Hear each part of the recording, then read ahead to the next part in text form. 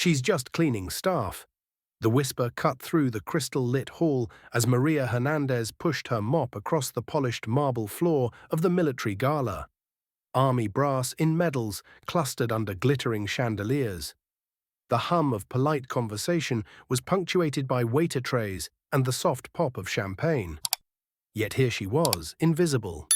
A janitor, even though everyone in that room owed their lives to her.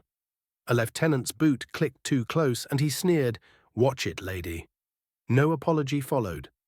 Maria murmured a quiet, "Excuse me," body stiff and edged toward the back. The weight of that uniformed scorn pressed on her, but she kept her face calm, eyes trained on the floor. Everyone saw the mop, no one saw the woman beneath it. 2 decades ago, Maria stood knee-deep in desert dirt under enemy fire, medical kit in hand. She prayed over wounded comrades, stabilizing them until help arrived, her ears ringing with the whistle of incoming shells. She carried one soldier out with burning lungs, then came back for another as mortars pounded overhead. Explosions ripped into her leg. Shrapnel lodged near her hip. She collapsed, refusing to leave her men behind until backup arrived. A silver star rested in her locker, but the thing she earned, the Medal of Honor, never came through. The halls of power changed colors, and she slipped into the cracks. When she returned home, the welcome wasn't red carpets, it was silence. Her service medals couldn't fix PTSD or rent bills.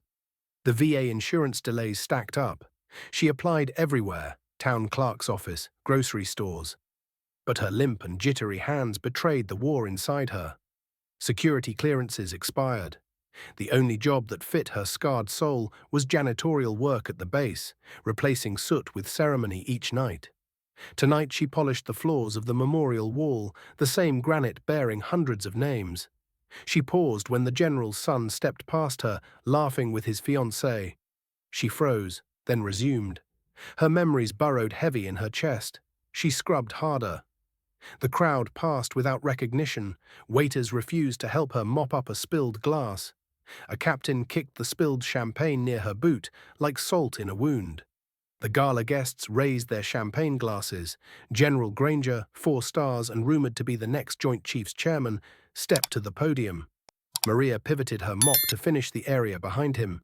Her concentration shook when she heard him say, "Tonight we honor the finest of the finest." Her back stiffened. Medic Corps veteran. PTSD. Night sweats. Still, she finished the rinse and wrung the rag. A single chair screeched across the floor. The entire room hushed. General Granger's boots tapped as he descended the stage. He scanned the crowd. Then he saw her. His gaze sharpened. "Staff Sergeant Hernandez," he said. Every head snapped to her. Maria froze mid-mop, heart pounding so loud she thought it might echo. He approached. Memories pressed against her. Kandahar, heat so intense the skin beneath her uniform burned, her platoon pinned behind sandbags. That day, she remembered her voice shouting orders, the last breath of the soldier she couldn't save. Granger's son. He had been one of those men. He stopped before her. He snapped to attention and saluted. Silence roared through the hall, then quiet strength. He said, "Staff Sergeant Maria Hernandez saved my son, and 2 others, on August 14th, 2004. We would not be standing here tonight if it weren't for her. She earned every honor this nation can give." A gasp rattled the room. A woman at the back wept softly. The lieutenant who mocked her paled white as linen.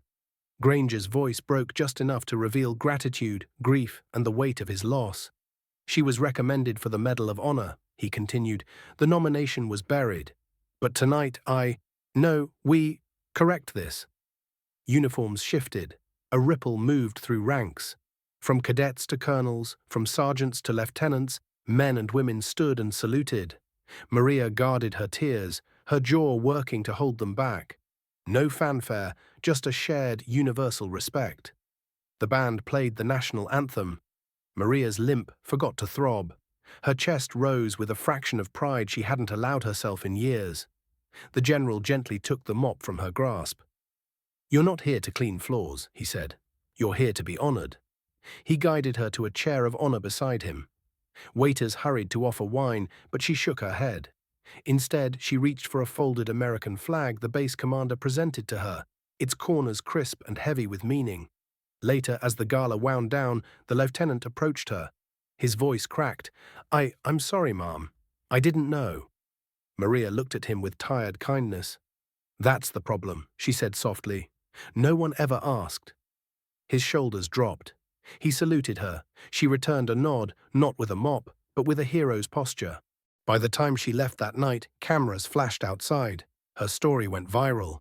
Veterans groups petitioned to reopen her Medal of Honor nomination.